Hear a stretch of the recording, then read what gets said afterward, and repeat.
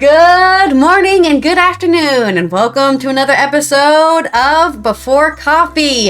It is Good Tuesday Day. We have used our 15 minutes to find what exactly we're talking about today, and we have found some good animal stuff, some good medicine stuff, and of course, always a funny mic drop that starts right off from the kicker. Let's go ahead and go into our headlines. Also, thank you, Traveler, for the 1,000 bits. I totally did not... 100 bits. I totally didn't see that at all. 1,000 would be nice. It must have been happening when I was doing yoga. And I didn't hear it because I'm deaf. Anyways, Headline time. Today on Before Coffee. Dog runs for 4 miles to get help for owner who crashed car in Oregon ravine. And good news on Good Tuesday. We are going to start recycling nuclear waste. And Nokia makes the world's first phone call using spatial audio. The NYC vet who makes house calls in Pets in the City. She penned a memoir full of tales. That's tales as the ones you wag. And good news, there's a movie about the nuclear fallout that we've all suffered since the nuclear age, and it's called Silent Fallout. The best films of 2024 in the UK, according to The Guardian. Those stories and more on, which is Good Tuesday, and also National Corn on the Cob Day. So get your cob on today. It is June 11th, 2024 on Before Coffee.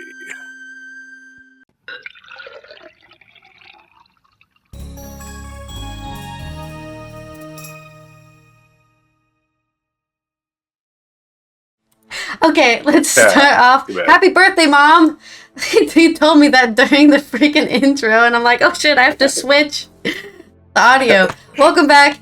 Let's go ahead and get into our first story, which is a dog. Dog has always been the world's, humanity's best friend, and this one is a lifesaver. This is from Gloria Oladipo on The Guardian. A dog ran 4 miles to get help for his owner, who crashed his car into a ravine in Oregon and was ultimately rescued because of the animal's heroics, according to authorities. The case unfolded as Brandon Garrett was driving with his 4 dogs north on the U.S. Forest Service Road 39 in Baker County, near where his family was camping. During the trip, Garrett failed to navigate a curve in the road and crashed over an embankment, according to a statement from the Baker County Sheriff's Office. Garrett survived the crash, but the accident left him stranded and forced him to wait and hope for help. Thankfully for him, one of his dogs ran back to the campsite, and the animal's appearance led to Garrett's family to realize something had gone wrong. The dog ended up running nearly 4 miles through the wilderness before tracking down the other campers on June 3rd at 9:30 in the morning. The family quickly began searching for Garrett and eventually spotted his car, but they were unable to reach him because of the difficult terrain, prompting them to call emergency rescuers for help. I can make this joke because we already know that everyone survived and everything good happened, but it's so funny to think that the family actually tried to go save him and then they also got stranded. Like, that's a funny just idea I came up in my head. Like, what if they're like, well, come save... Oh, now we're stuck. That would have been so funny. Sounds like an episode of Three's Company or something. Yeah, exactly. The reporting party explained that his brother, Brandon Garrett, had not made it to his camp yesterday afternoon.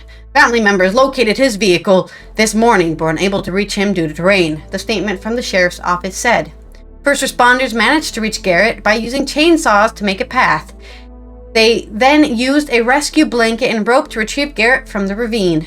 Garrett was found about 100 yards from where the accident occurred with his 3 other dogs, who were also alive. Authorities provided Garrett first aid on the scene. He was later driven in an ambulance to a helicopter that flew him to a hospital in the area. Details about the extent of Garrett's injuries or his medical conditions were not immediately released. He probably just sprained something, maybe broke an arm, but it sounds like, he got out of there pretty unscathed. 100 yards is a long way to end up when you fall into a ravine, so pretty lucky indeed. Gotta love dogs and their just complete brilliance and being able... Where was that campsite? Oh, I smell it. It's over there. Let me run for 4 miles. Guys! Wait, were you with Garrett? Well, yeah. Sorry, Brandon? Yeah, Brandon's back there in the ravine. Let's go. Follow the dog. Dogs are so happy to please. Yep. It's like their whole life. I pleased a human today. Yeah, so... Ooh, I'm so excited. Cat's like, so what? That's my story. All right. Well, we've got 2 stories, I guess. And we're going to get to the longer one first. Which is from spacenews.com, Sandra Irwin. Xeno to recycle decades-old radioactive material to fuel its radioisotope power systems. That's a handful for a mouthful, I'm sorry, for a headline. Yeah. Dateline Washington, Xeno Power Systems announced January 26th it is working with the U.S. Department of Energy to recycle decades-old radioactive material to produce radioisotope power sources. Under agreement with DOE, Xeno will have access to a large supply of strontium-90, the famous stuff that's in our bodies. Well, at least you were born before 1964, during the nuclear age. And your body thinks it's calcium, so it absorbs it. A radioisotope created as a byproduct in nuclear fission reactors. It's also a byproduct of nuclear explosions, or any reaction. I mean, an explosion is a reaction. The company will use the material to build radioisotope power sources, or RPS systems. Those are compact devices that convert heat from isotopes into electricity. A lot of S's in it. Yeah. NASA, for decades, has used RPS systems for deep space systems, but these systems are fueled by plutonium-238, an isotope that is in limited supply. Xeno designed the RPS system for small satellites fueled by strontium-90. The company, based in Seattle and Washington, D.C., has several contracts to develop radioscope-powered satellites for national security and space exploration missions, as well as underwater systems for the Navy. Chief Executive Tyler Bernstein, who co-founded Xeno in 2018, said the company is on track to deliver its first RPS-powered satellite to the U.S. Air Force by 2026. DOE's Oak Ridge Office in Environmental Management, known as OREM, is working with Xeno to recycle large quantities of strontium-90 from the radioscope thermoelectric generator built in the mid-1980s in Oak Ridge National Laboratory, Tennessee, but never deployed. Before DOE agreed to hand it over to Xeno, the generator was expected to remain in storage for another 30 years before OREM could dispose of it. Xeno earlier this week announced it had partnered with Westinghouse Electric Company to process the radioisotopes for its RPS heat sources. REM manager Jay Mullis called the agreement with Xeno a win-win, and it helps remove a significant source of radioactivity at the DOE site while supporting nuclear power innovation. REM described is responsible for removing radioactive materials resulting from decades of nuclear weapons development and government-sponsored nuclear energy research at the Oak Ridge National Laboratory, Y12 National Security Complex at East Tennessee Technology Park. Dang, they got a lot of radiation in Tennessee. Didn't know, huh? Now you know. If you live in Tennessee, if you got 3 eyes, that's why. REM's cleanup contractor, United Cleanup Oak Ridge, transported the radioisotope thermoelectric generator containing strontium-90 to a commercial nuclear facility at an undisclosed location in the Northeast, where Xeno will recycle material to power its RPS. Bernstein said Xeno designed the RPS to be fueled by strontium-90 because it's abundant. It fills the demand that plutonium-238 can not fill. The Department of Energy can only produce enough plutonium-238 to fulfill the marquee NASA missions. Xeno needs a full source to build this technology to scale to meet the demand that we see in the coming decades. The company has won more than $40 million in contracts to build the RPS-powered satellites and expects more orders, said Bernstein. The momentum for space nuclear power is only growing, and you're seeing this with broader support at the upper levels of the Pentagon, and you're seeing more commercial industry in this area developing these technologies. The military wants spacecraft with increased mobility and endurance added. On the civil space side, the projected expansion of activities in cislunar and lunar environments is driving the need for a power source that is independent of the sun. This can be critical to support operations in the cislunar domain. So there's a story from Sandra Irwin of spacenews.com about reusing nuclear waste, an idea that's been out there for years and people are finally acting on it. And other good news is a shorter story from theverge.com. This is the world's first phone call made using spatial audio. This don't have his byline, doesn't record his name. Nokia has made the first audio and video call using 3D spatial audio, the company announced on Monday. It placed the call over a cellular network using the 3GPP, Immersive Video and Audio Services codec, allowing callers to hear sound spatially in real time. The IVAS codec is part of a 5G Advanced, an upcoming upgrade to the 5G networks that could offer faster speeds, improved energy efficiency, more accurate cellular-based positioning, and more. Well, don't define what more is. More could be bad. I don't know. Currently, all phone calls are made over the cellular network are monophonic, meaning audio is compressed to a single channel. Spatial audio, on the other hand, makes it seem like sounds are coming from different directions as they're delivered through multiple channels.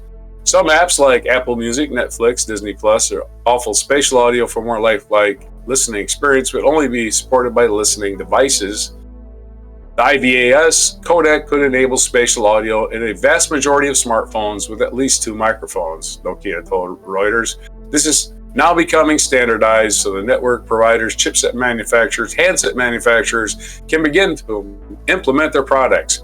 Jobs, as we build more stuff and then try to sell it. Nokia President Jenny Lukander says. No, she didn't say the jobs part. I said that part. Anyway. Nokia is just one of the companies working to get the IVS codec into 5G Advanced, but as pointed out by Reuters, we likely won't see the immersive audio and video calls as cellular networks for a few more years. Those are good news stories on our first segment, my first segment, on Good Tuesday. Back to you. Hell yeah. I'm glad people have finally realized that nuclear waste and nuclear power is not some sort of all-ending problem, and it's definitely more sustainable than what we're doing right now. But it's a bit too late for the planet, I think, to start changing up. But we will try anyways. And these are just going to outer space. They're going to satellites. Yeah. So we don't have to. This is nuclear waste we're sending to space, but we're sending it with a purpose. Exactly. Instead of like most of history, where we're just like, hide it away and don't look at it. Don't pay attention. There's nothing happening. But all right, let's go to my next article, which is very, very, very, very long. So we will try to cut it up. But it's about a NYC vet who made house calls and how she wrote a memoir about all the crazy things about pets in the city. This is on AP News by Leanne Itali. As a citykid, Amy Atlas had big dreams of roaming the countryside, healing animals a la James Herriot's classic All Creatures Great and Small. How did it go? Well, the veterinarian made it from Queens to Manhattan, spending the last 32 years traversing the streets of her hometown as a full-time house call doc. Oh, and boy, does she have some stories to tell.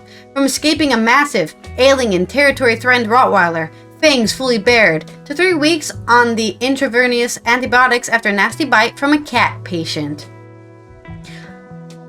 Then there's the humans behaving badly. No dog of mine will be neutered. And the pampered celebrity-owned pets, including the beloved dogs of late Joan Rivers, whom Atlas counted as a friend. Cher once barred all to show Atlas at a rash after she adopted a dog with mange, and Billy Joel serenaded her on piano. You'll never guess what happened today, was Atlas' nightly refrain to her husband. Now she's collected those tales into a juicy and compassionate memoir, Pets in the City. Out June 18th. The pug-loving Atlas had no grand business planned for her city pets practice when she first packed up supplies and began traveling by subway and taxi. She had just left a Tony Upper East Side Animal Hospital, and some of her clients, including Rivers, wanted to keep using her. She assumed that house calls would be temporary. When I started, it was a novelty, Atlas said. From day one, I was busy. She has more company now as a concierge service in general have grown in popularity. Other vets around the country do it full-time, like Atlas, while some maintain brick-and-mortar practices and provide home services for end-of-life care. Atlas, meanwhile, has graduated to a private car and driver.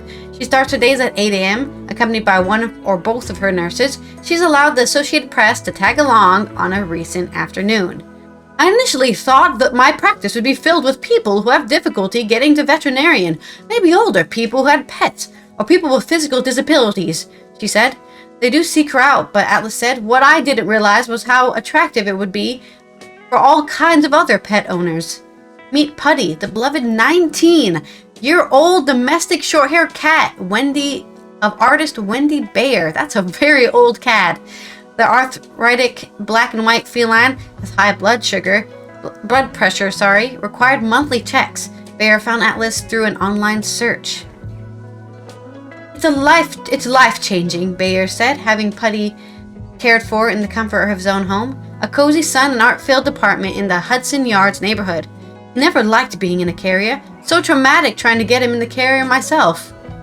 Bayer also likes Atlas's no-pressure approach to her decisions to let Putty age naturally without heroic measures. I think it's helping to extend his life. He's a really relaxed, chill kitty. He's not being stressed out, Bayer said. Hop on over to Fifth Avenue for a check on Cody, an adorable barky white Maltese who, at the age of 8, is a bundle of fun-loving energy. He's at the center of Lisa Healy's life. Cody has an itchy allergies and heart murmur. Atlas, who helps Healy's bid farewell to a previous dog, regularly sees Cody in the couple's spacious apartment. This is our child, and we would not do anything to our children, so it's worth the cost. It's worth every penny. I don't think about it, Healy said. House calls are a far different beast for vets than regular practice. There's the travel, of course, no small thing in Manhattan. On a recent round, Atlas and nurse Deanne Luntz made use of their in-car time answering phone calls, working on scheduling, and tending to numerous other tasks most vets deal with when they have a few minutes between exams.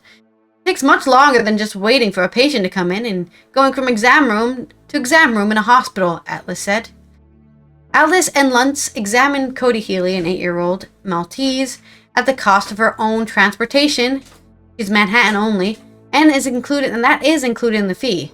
She charges an additional fee for seeing multiple pets at once.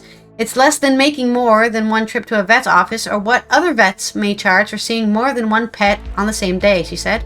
Atlas restricts her practice to dogs and cats. No lizards or snakes here. In all, Atlas said her service can be around 30% more than a brick-and-mortar practice. She doesn't perform surgery, but she does provide typical care, from vaccinations to blood and urine draws, relying on specialists for things like severe heart and eye issues. She uses animal hospitals when large equipment is needed, or for acute emergencies when every second counts. So, for Atlas, she has seen more than 7,000 animals in her travels, including the pets of Joel Wayne Gretzky, Steve Martin, and Kevin Klein. At minimum, she or one of the 2 other vets in her practice visit 12 to 15 homes daily. Her personal best in terms of animals seen in a day is 23. Wow, that's a lot. Atlas dispels the notion that her client list is solely filled with pets of the wealthy. I go to billionaires' homes. I go to housing projects. I work with not-for-profits to help seniors continue to live with their pets, she said. Some of my favorite clients through the years were people who didn't have a lot, and they cherished most were their pets. Atlas never wants to be busy, that she loses the intimate value of her home visits. When you're in home, you're experiencing how that pet lives, she said. I can't think of how many times I've been in someone's home when I see something that's a complete danger for a pet. This includes potential killers like open windows with no screens, toxic plants, and unsecured terraces. She ended one owner's practice of serving up massive quantities of catnip after the cat went seriously loopy. She found an unlikely object inside a bull terrier that wasn't coming out in the way it went in. His human's giant over-the-ear headphones. Wow! How do you eat one of those? How do you eat a giant over-the-head headphones? The human wondered how they got there. We couldn't figure out how he even consumed them, Atlas said. She keeps an eye on humans when they sometimes need help themselves. I've seen seniors who have lost pets and lose their will to live. In one particular case that I talk about in the book, a lovely woman's elderly dog passed away, and I went to check on her. A week later, she had a fraction of the woman I had seen the week before, Atlas said. Atlas bought the grieving 90-year-old client a senior dog to adopt under the guise of fostering. He immediately had a reason to live again, Atlas said, and took care of the dog until the day she passed away. Man, that's so sweet. She's not only caring about animals in their home, but also caring about the people who lose them. So there's your maybe a little bit of a bittersweet ending there, but just a happy, positive person who's changing the world around her by making it easier for their pets to get care.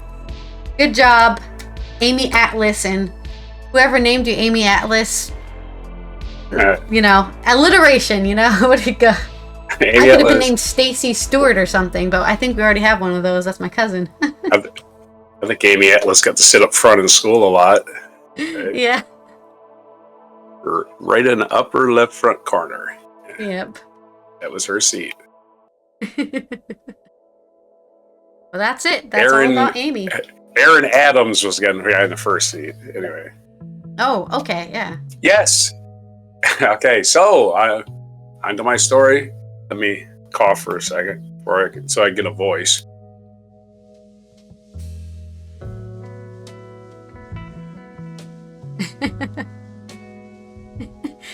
Coughing. Everyone take some coughing. Well, you don't want to hear my fried voice. I guarantee that. Nobody wants to hear vocal fry.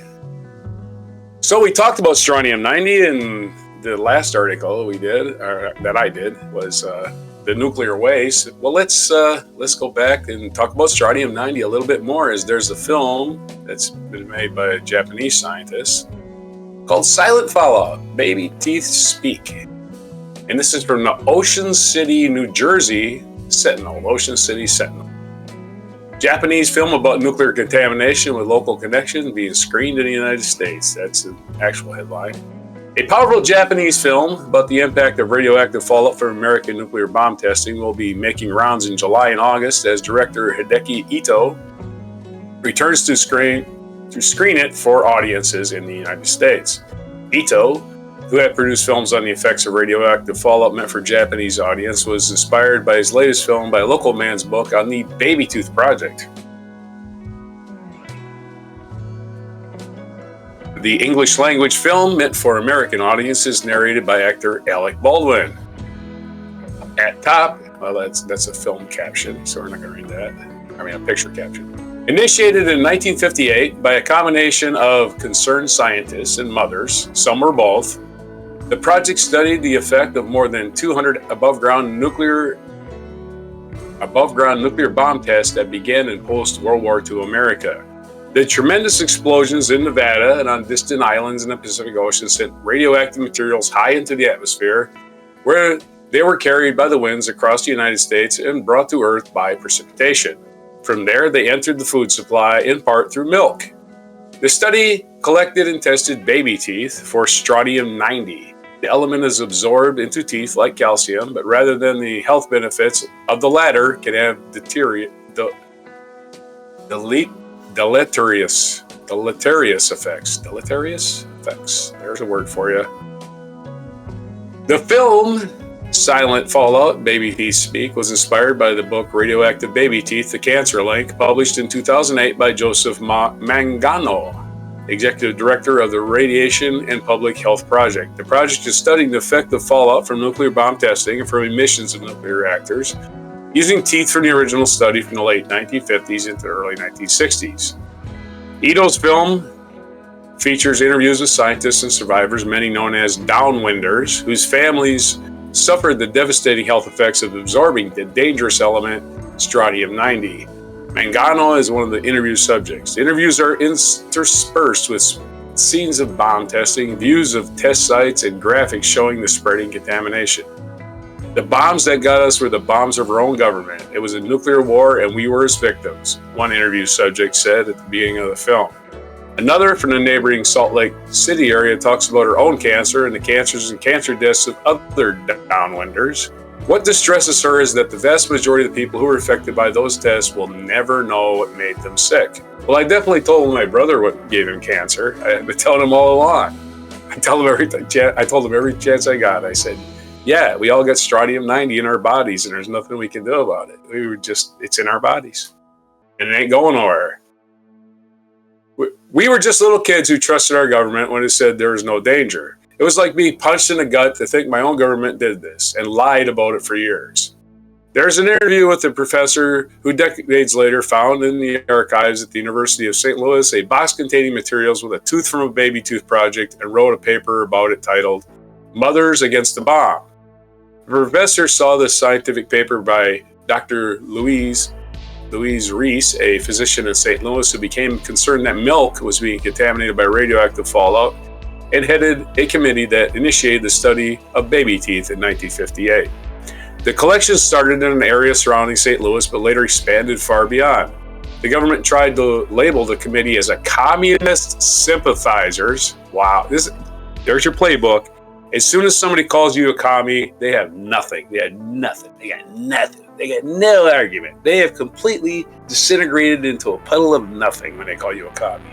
You can just strut around them. I've won the argument, because they're morons. They have nothing. Anyway. I mean, that's all that matters, right? Winning the argument. Who cares about anything else? They don't even know what communist means, first of all. The government, of course, the FBI and the powers that be labeled the civil rights movement as communist. Oh, you must be communist. You're not happy. That's their theory. The government tried to label the committee as communist sympathizers and convince the public, even though the strontium-90 was found in teeth, it wasn't dangerous. The film asserts it did not stop their work.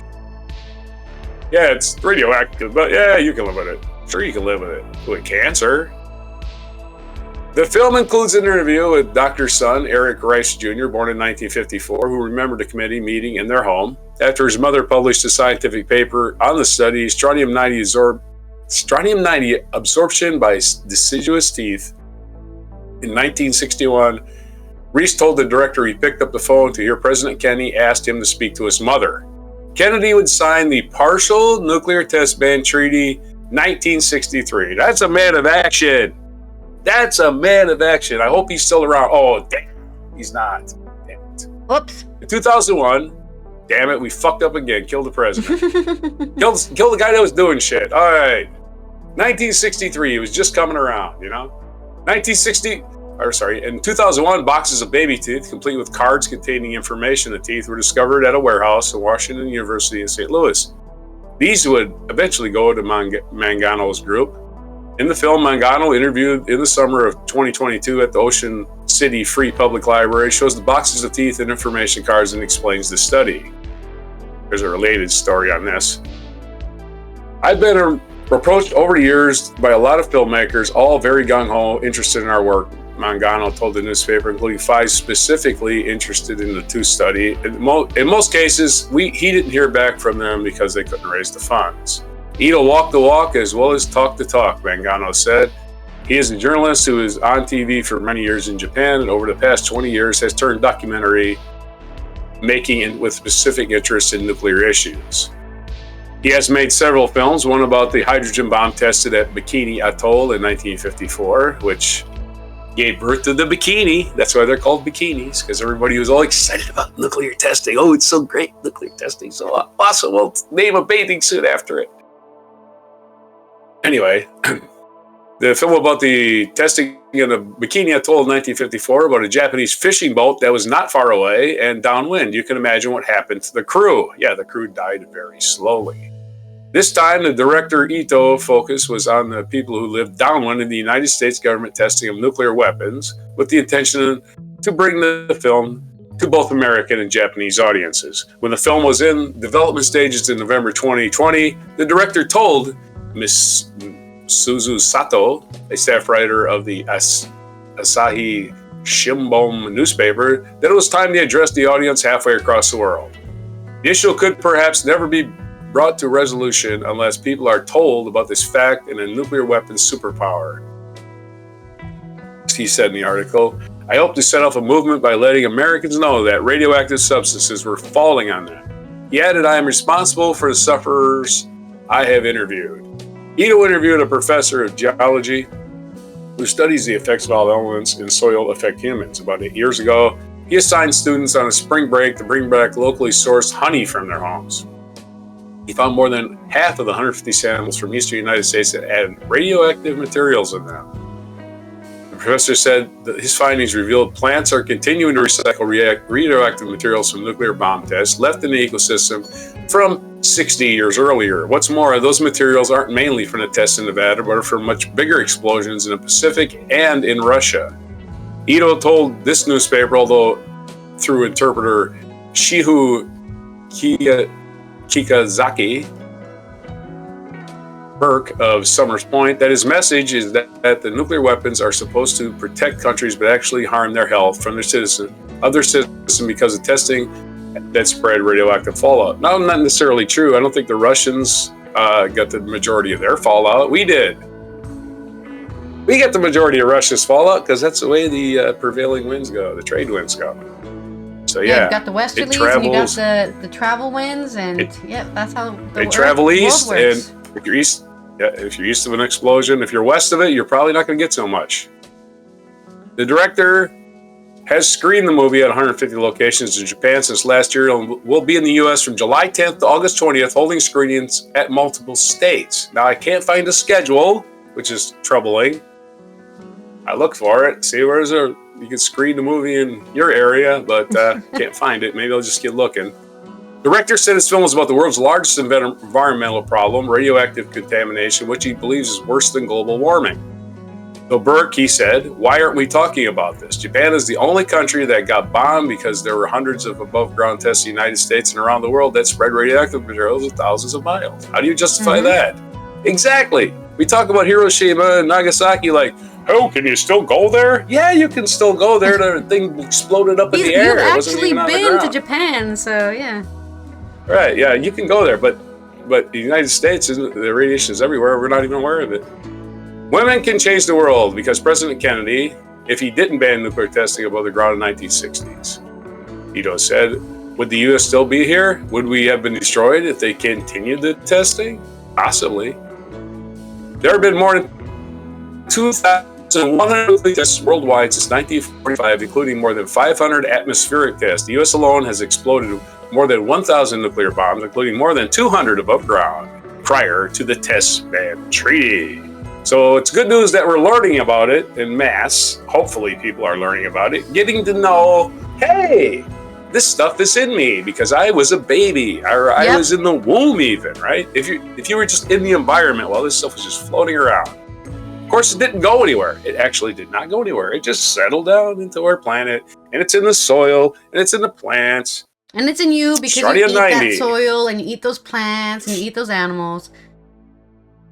Right. And what this article didn't mention is why it got banned, why nuclear testing got banned. It was because of Kodak, which I learned was Kodak has this, back in the day, had this huge film processing lab.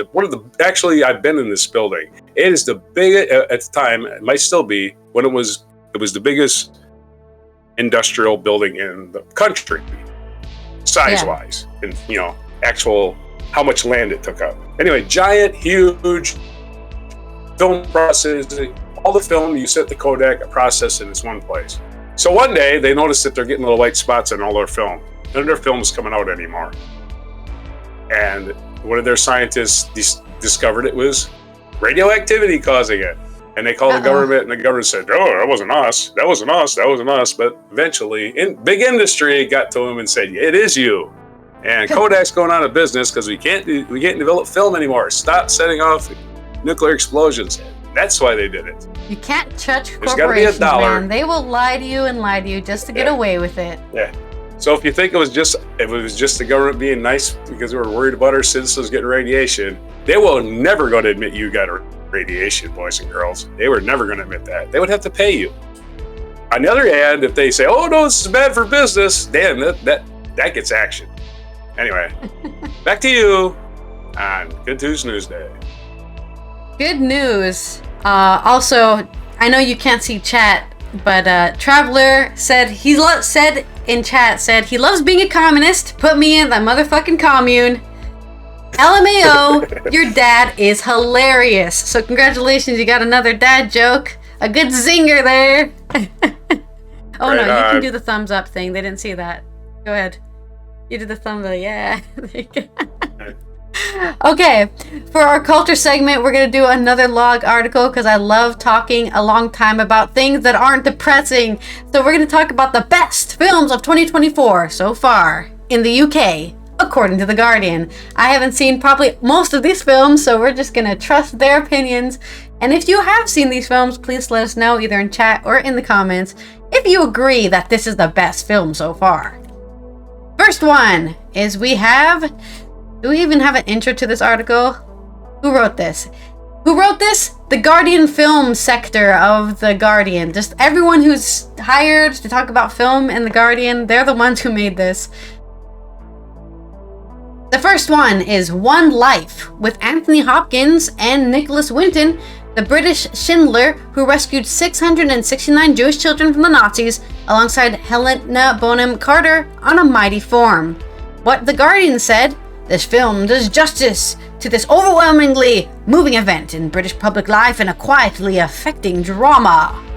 Scala! 3 exclamation points. Richly enjoyable documentary charts the rise and fall of a unique alt cinephile repertory house that inspired generations of filmmakers, artists, and musicians. A very entertaining mandolin for a movie-going of analog age. Are you a cinephile? I don't like to call myself anything file. Maybe an Anglophile for a little bit when I was younger, but not so much anymore. I'm not obsessed with the British culture like I was when I was 19.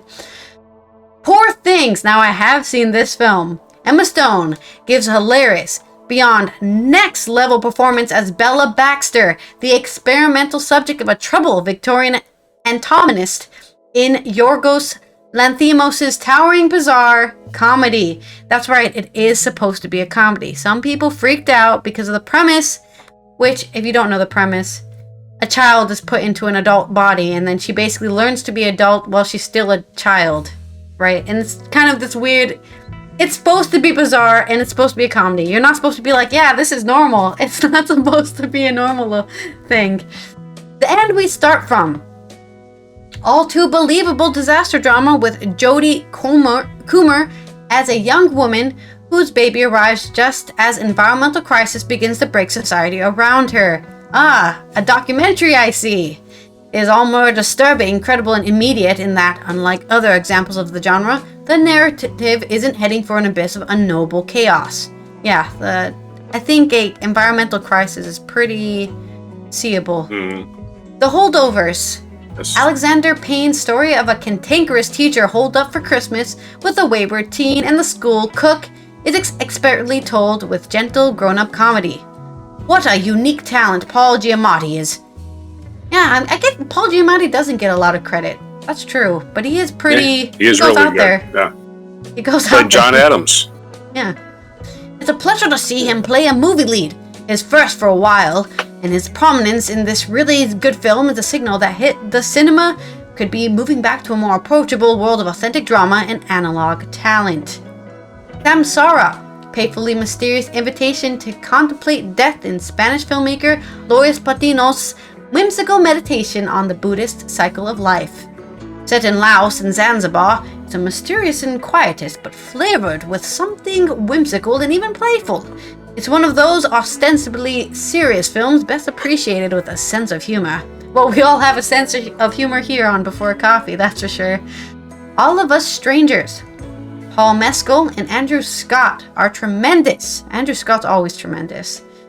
In a beautiful fantasy romance about a screenwriter who visits his childhood home to find his parents, who were killed in a car crash, still living there. Wait a minute, you guys are supposed to be dead. What tremendous performances from all four. What style Andrew Hay brings to this movie, fusing the themes of romantic relationships and intergenerational relationships of his previous movies, Weekend and 45 Years. The Zone of Interest. This one got a lot of press at Cannes. Jonathan Glazer adapts Martin Amis's chilling Holocaust drama, pulling the banality of evil into a pin-sharp focus. It really has the scalp-prickling quality of a bad dream or a fairy tale. Yep, a lot of people thought he was romanticizing Nazism and how it's so easy to become a Nazi, but that's what he's trying to sell you. The idea of, before you know it, you're pulling the trigger of that gun, and you didn't even know when you got it in your hand, right? Humanity is very fickle and very easily persuaded to do terrible things. American Fiction. This enjoyable meta-level adaptation of Percival Everett's 2001 novel Erasure tackles black victimhood stereotypes, showcasing Jeffrey Wright and Issa Rae as rival writers. Issa Rae's a great writer. Broad brush American Fiction might be, but its approach to race and racism is oblique and unexpected, and it's very funny about publishing literary ghetto. I do kind of relate to that idea of putting yourself in victimhood because of people are always racist towards me and I'm a minority. I'm a victim for life. It's like sometimes people are just mean to you because they're assholes and it's not a racial hate crime. But it's hard to get out of that purview. Like, were they rude to me because I'm brown? No, I don't think that's why. But you can get stuck in that. Occupied City. Monumental film which tracks day to life in Amsterdam under Nazi rule. Asks hard questions of what we think about the gulf between past and present. In its scale and seriousness, Occupied City allows its emotional implication to amass over its running time.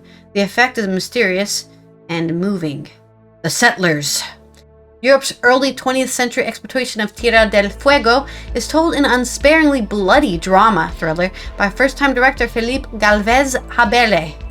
The Settlers is a really unsettling evocation of the violence and the colonial brutality mixed into the foundations of Chile's nation-state, in which, it is implied, provided a lesson in political violence for later on. The Iron Claw. Zac Efron, Jeremy Allen White, and Harris Dickinson play Von Erich brothers, the wrestling superstars who are battered by trauma in and out of the ring. The tragicomic spectacle of American wrestling, with all its poignant pantomime, machismo, and showbiz fury. It is the subject of Sean Durkin's deeply sad, odd, true-life drama based on the case of the Von Erich family, like the Von Trapp family, only with a roid rage death wish. That's just bad. Wow, look really, at these the guys. Von Trapp family weren't they hiding from the Nazis anyway? I don't know. I don't think anybody is singing a deer, a female. I don't think anyone's singing that in this movie. I think that wasn't that Mary Poppins? Oh no, Mary Poppins, you're right. So nobody's singing. That was Mary Poppins. It was different. Supercalifragilisticexpialidocious. Nobody's singing that. I don't know, whatever. I think that's even the same movie. Eureka! That might be Mary Poppins too. Yeah. Viggo Mortensen, one of my favorite actors, stars in balmy yet rich experimental enigma from Argentinian director Lisandro Alonso. It is entirely fascinating, though undoubtedly it requires the audience to recalibrate their own consumption tempo and attention span stamina. Oh no, not attention span stamina. None of us have that running these days. The second part, Dune Part 2. I have seen this. It was great. I love the Dune films, not for their story or their characters or anything. It's about the atmosphere. It's just like the predominance of pretty film, right? Just, I could stare at these scenes forever, kind of. Not to be cynical. Do Re Mi wasn't The Sound of Music. Okay. Oh, okay. Yeah. The second part of Denis Villeneuve's monumental adaptation expands its extraordinary world of shimmering strangeness. Impossible to imagine anyone doing it better. It's another shroom of a film. A shroom! I guess they're trying to say it's like a giant shroom. Yeah. An epic sci-fi hallucination whose images speak of fascism and imperialism, of guerrilla resistance and romance. Sure. think that guy misunderstood the film. Memory! Jessica Chastain and Peter Sarsgaard excel in Michael Franco's absorbing story about the unnerving reunion of a care worker and a friend from her past. It's about abuse, violence, recovery, and redemption, power of sexual intimacy, but also just what its title proclaims, memory, and how this accumulates over a lifetime to form an identity. Red Island, a visually exquisite, tender film about a boy growing up in a military air base in the former French colony of Madagascar, directed by Robin Campillo.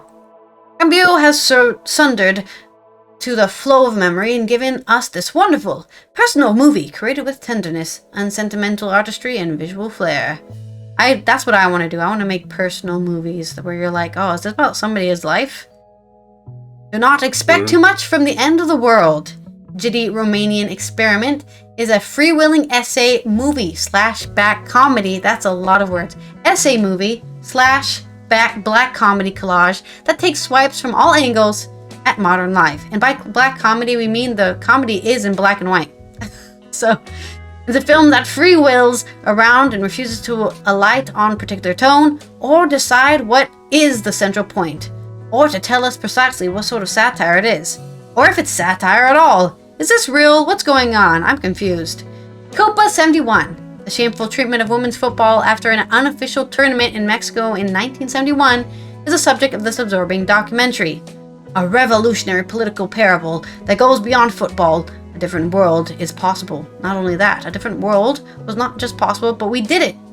In fact, exist. I might sneeze. F's in chat for the sneeze. Okay, inside the yellow cocoon shell. Much is open-ended about the realist yet dream-like exploration of midlife crisis and regret set in Vietnam. It is a zero-gravity epic quest, floating towards its strange narrative destiny, and then maybe floating up over the something else. Monster. Monsters are great. I think it's a manga originally. Japanese director Hirokazu Kore, Ida, offers a deliberately dense but ultimately hopeful examination of how to negotiate family dysfunction with intelligence and humanity. Kore Ida challenges us with intricacy and complexity in the family drama about bullying, homophobia, family dysfunction, and uncritical respect for flawed authority and social media rumor mongering, all working together to create a monster of wrongness. The Delinquents.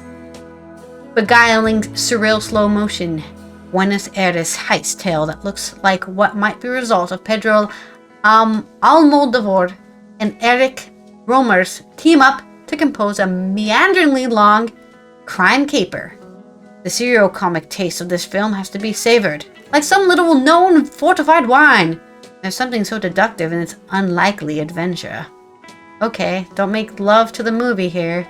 And that, for now, is The Guardian's best movies so far. Maybe we'll return to this on Friday, I think, because there's plenty of films left on this list of best films so far in the UK. Yet again, do you agree with this? Have you seen any of these? Let us know. Now, time for Today in History. Oh yes, Today in History.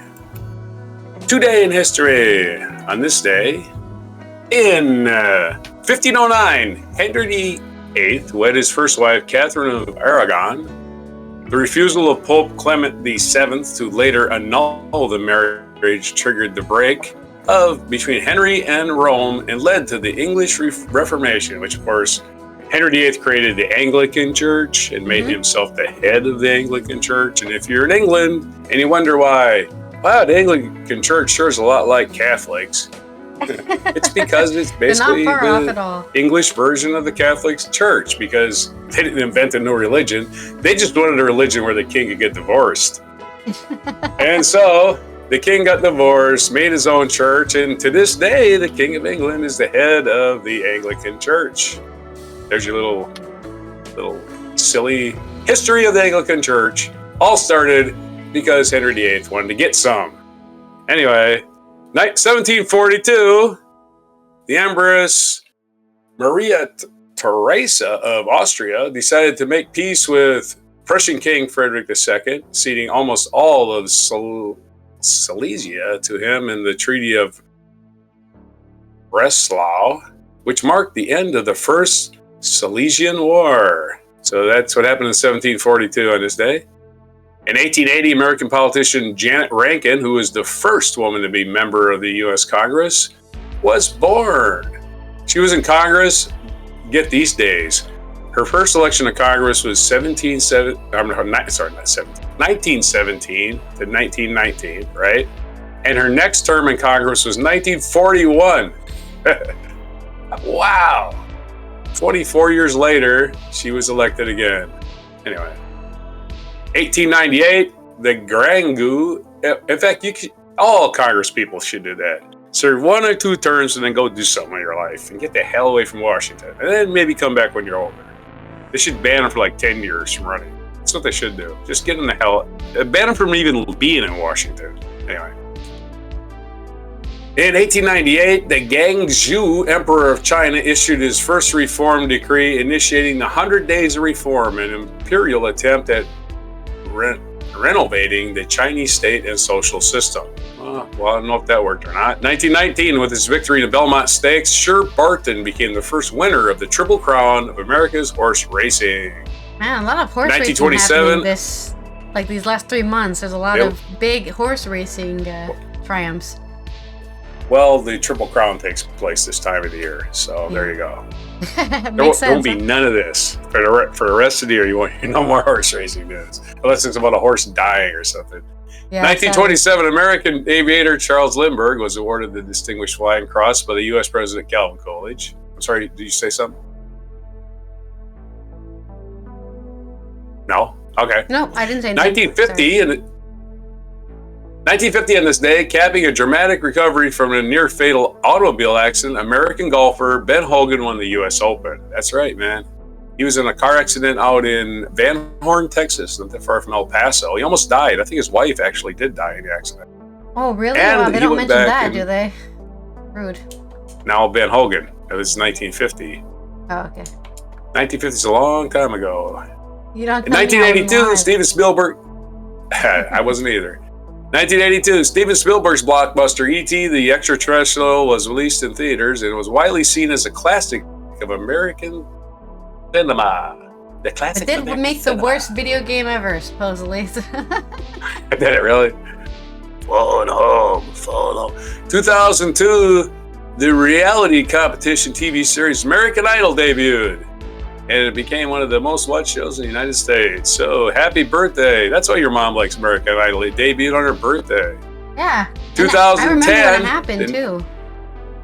Oh, yeah, and it was her, 34th birthday or something She voted for Kelly Clarkson, and Kelly Clarkson won, so, you know. Woohoo! She's still going. 2010. And she's already replacing Ellen on TV, so there you go.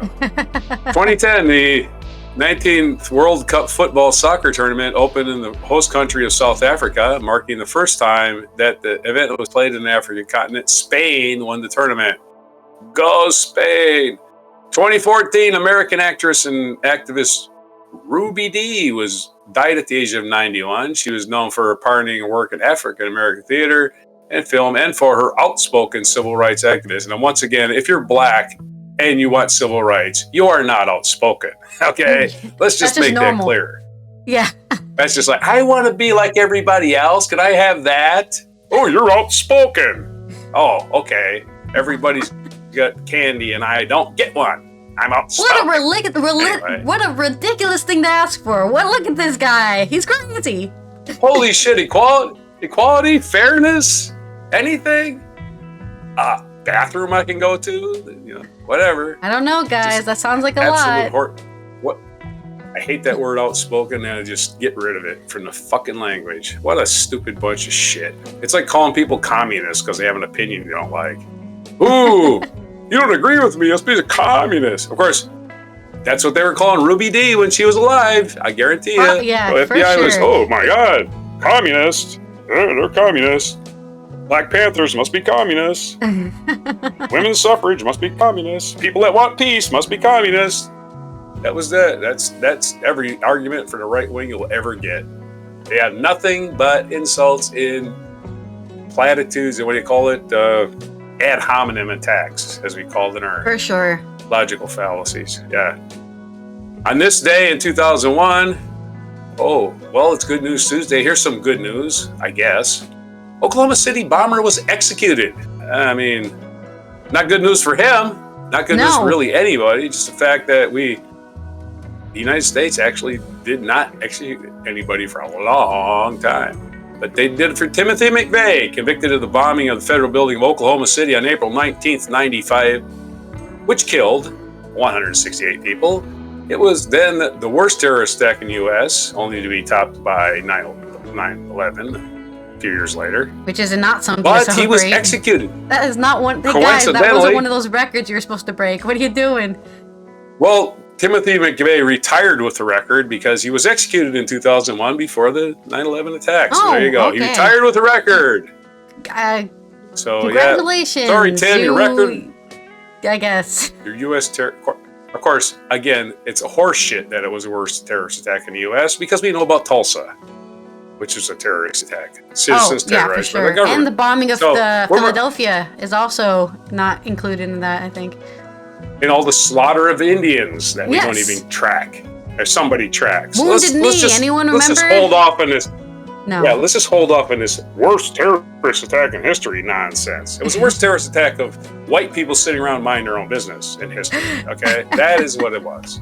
Well, black people too, and of course, American Indians were working at that federal building too. All races were just affected by it. Yeah. But again, we're supposedly a more civilized society now. We're more of a locked-in, communicative society. We get instant news. So when that happened, we had CNN covering wall to wall. And so, there you are. Terrorism on a global scale didn't exist until basically that, CNN. It's never happened before then, yeah. No, well, there was terrorism before then. Before this instant news cycle we have. Oh, right. Terrorism didn't affect you. You heard about something that happened 75 years ago. It doesn't terrorize you. No. But you hear about it just happened yesterday, you think, oh shit, it's going to happen to me. Yeah, exactly. We start locking down airports and searching people's shoes. Because we're irrational morons. Humans are irrational morons. There you go. There's my motto. Our feature today. I'll put that graphic on your screen for the next show. I'll just say that over your head. Our feature biography is Jacques Cousteau. Jacques Cousteau, happy birthday, Jacques Cousteau. We could have played the Calypso song by John Denver. That's a good song. That's true. The name of his submarine was called Calypso. He was born on June 11th, 1910, and died June 25th, 1997 in Paris, France. And he was born also in France at Saint-André de Cobzac. I don't know if I pronounced that correctly. Forgive me. It's also the birthday of Vince Lombardi, the greatest football coach in the history of football. Green Bay Packers legend. The Super Bowl trophy is named after him. Happy birthday, Vince Lombardi. He would be 111 today. He, of course, died at the age of 57 of cancer.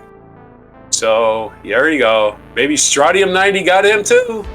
We don't know. I mean, it affected everybody, not just kids. Gene Wilder is born on this day in 1933. Gene Wilder, famously of Young Frankenstein, famously of Blazing Saddles, famously of Willy Wonka. Gene Wilder, happy birthday. Happy 91st birthday. Also, the birthday of Joe Montana, American football player. Famous. Born in I know that guy. Born in 1956. That's right. Joe Montana. Born in 1956. Hugh Laurie. You know who he is. Hugh Laurie. Born in 1959. He was in an American TV show called... What was the name of that show? I just said it.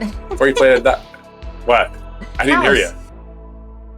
Oh, Hugh House. That's right. He played House. Yeah. But with an American accent. Nobody knew he was British until he had interviews, and he was like, "Hello, I'm British," and everyone was like, "The fuck? What do he sound like an American?" Did you know Hugh Laurie? Oh, do you know House is supposed to be an analogy for not Shakespeare, sorry, for the detective. I can't think of his Sherlock name. Holmes. Sherlock Holmes. He's supposed to be an analogy for Sherlock Holmes. So of course he's British secretly. An abrasive, unlikable person who just you can't see him even having a romance. That kind of guy. Yeah. Exactly. Yeah, I get it. Oh, in 1960 is the birthday of noted hack. What do you want to call him? Fraud.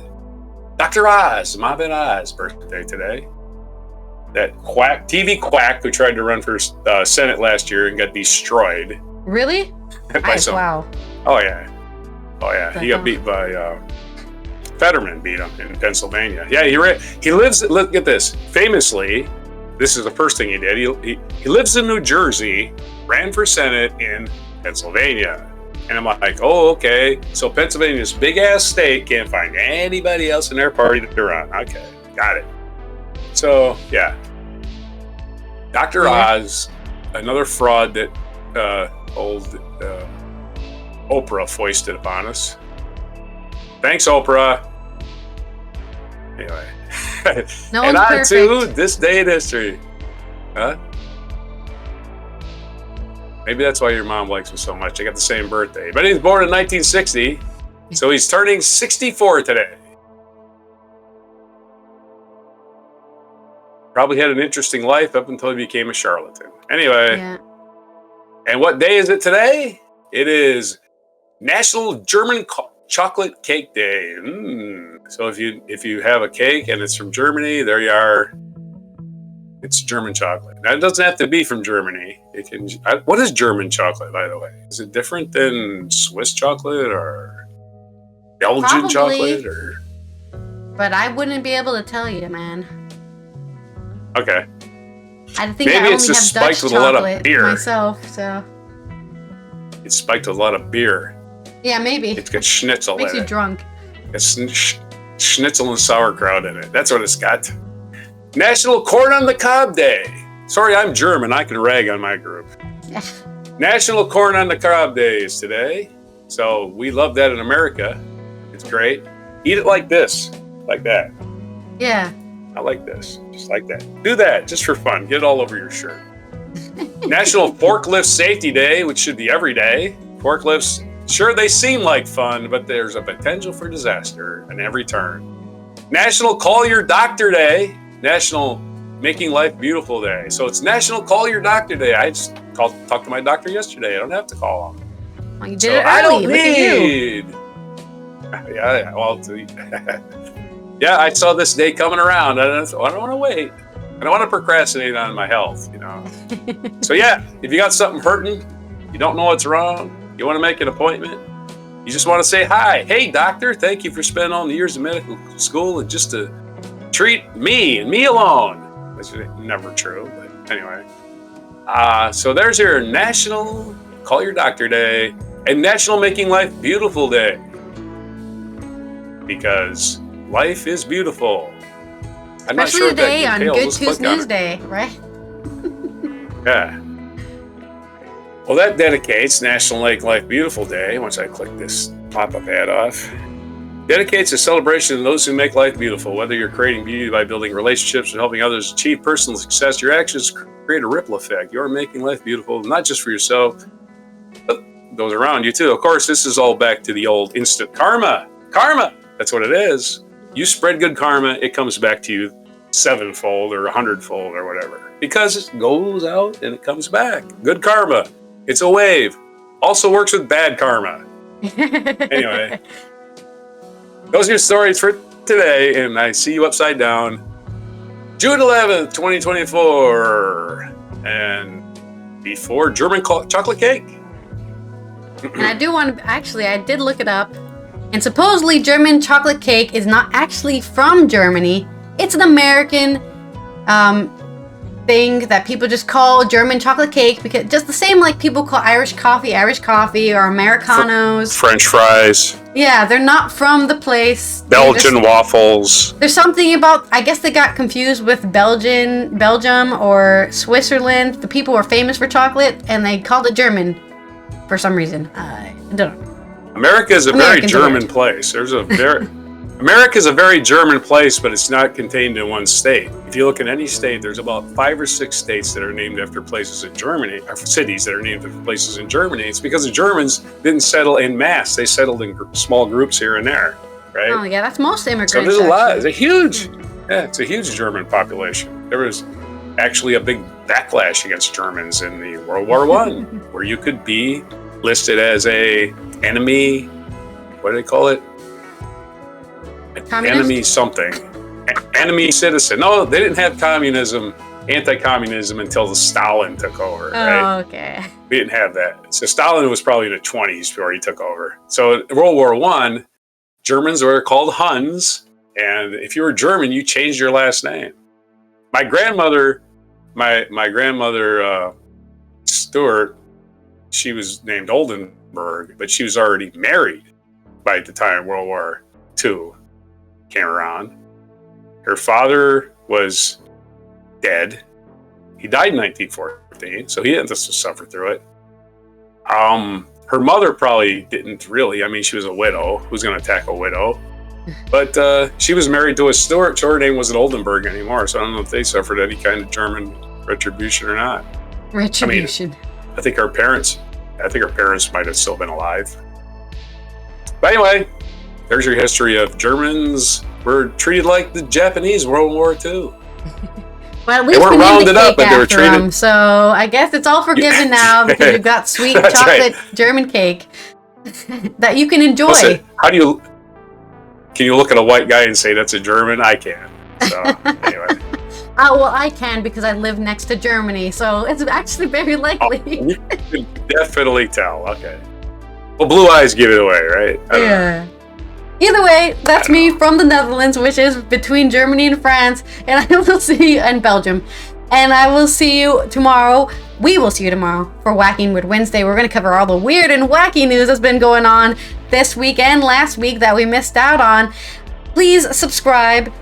Turn on that notification bell so you can know when we go live, when we post new videos, and comment down below if you like German chocolate cake. I hope you have a good day and a good afternoon or evening, wherever you are. And let's look at this mic drop.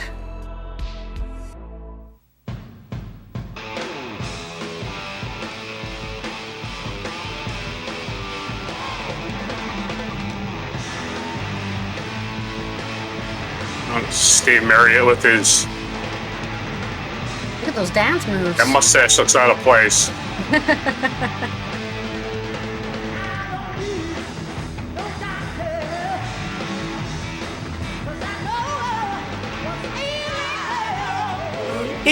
No doctor.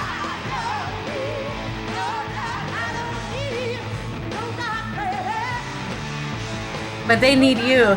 You gotta contact them today.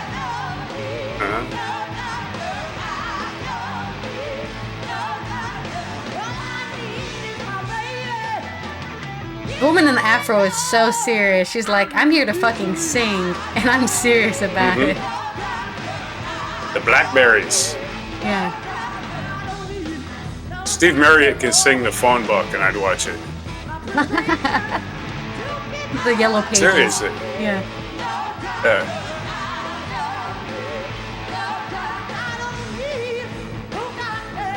Poor guy, he died in the fire. Oh, yeah. Tragic.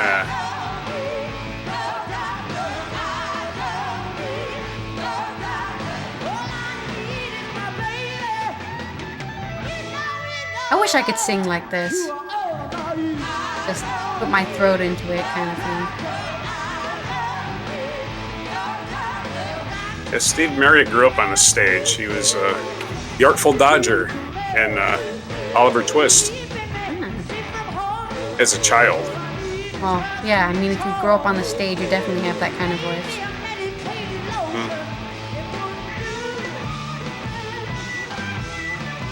He joined Peter Frampton's band Humble Pie, and then Peter Frampton left because he couldn't, I don't know. It was just like, bye.